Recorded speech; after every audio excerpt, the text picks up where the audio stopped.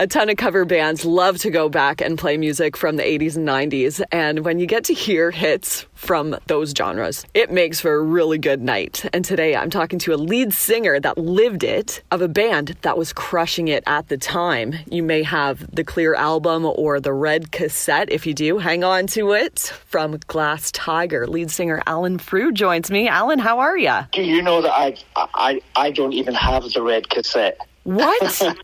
I don't have one. I think I've got the clear vinyl, but I don't have the red cassette, no. See, and I've only heard rumors of this clear vinyl. There wasn't very many made. No, I think they only did like 10,000 of them.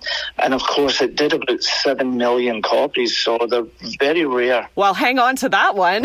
I'm sure you could get a hold of it, though, if you needed to. For sure. So with that album, you guys got a bunch of Junos and it went huge in the States. Like top 10 songs played in the U.S. in 1987. And when you won your Junos, you beat out like Rush, Bryan Adams, Corey Hart, Platinum Blonde. That's huge.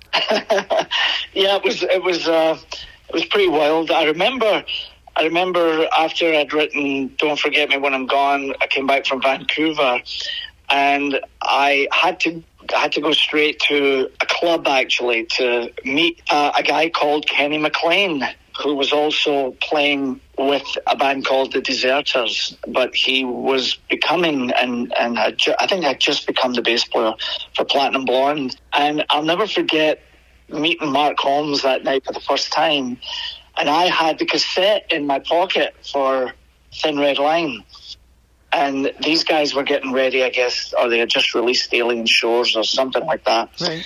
And, not to pick on Platinum Blonde, but it was amazing. We were up against Platinum Blonde, Bryan Adams, Corey Hart, as you mentioned, and Rush, and we beat them all out. It was incredible. Yeah, wow. Like, what a career. Like, so you're going to be doing a rewind show of the 80s and 90s coming up in Toronto at the Opera House February 17th. So probably playing some of the music by those artists. But did you really get to go to shows of theirs when you were so big at the time? Mostly, if there's any bands that I do, and I'm sure there are the bands, I need to think off the top of my head, but if there are any bands on my set list for 80-90 Rewind that I know, it's probably because we crossed paths with them.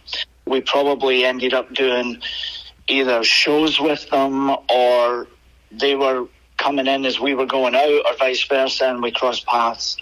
But I'm really looking forward to this because one thing, Dana, I have fun with the audiences for Glass Tiger. What I do is I usually say to them, with a show of hands, how many of you have seen Glass Tiger before?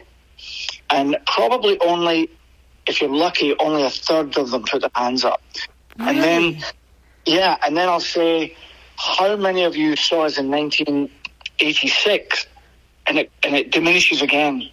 So this is truly a new generation or two that's fallen in love with the 80s and 90s. That's what sort of inspired this. Because, I actually came, of course, from the late 60s into the 70s. And although I loved that era, there was a kind of darkness about it that when the 80s came along, it kind of just brightened everything up. And it was just such an enthusiastic genre, colourful and fun and vibrant. And I took to the 80s extremely well, obviously. And then when the 90s came along, me included, writing some of my stuff and solo stuff in the 90s, it refined, I felt that it refined it a little bit, but it also allowed, rock and hip hop and pop to blend somehow beautifully. So you had everything from grunge going on to, pop bands as well, right?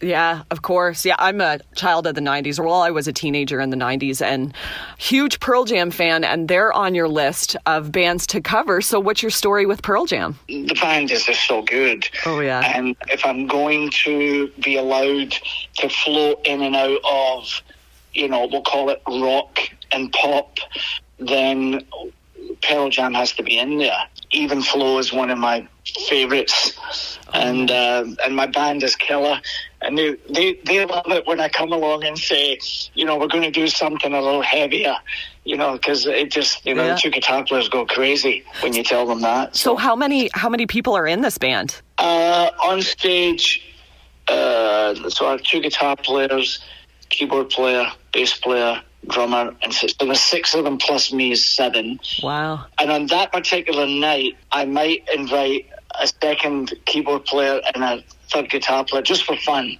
because I have 2 other people that I love playing with, and they all happen to be, those of you that don't know, when you try to book a band where they're sort of we call them jobbers, where they play with other bands. Yeah. And so when you try to book things like that, sometimes you need multiple options.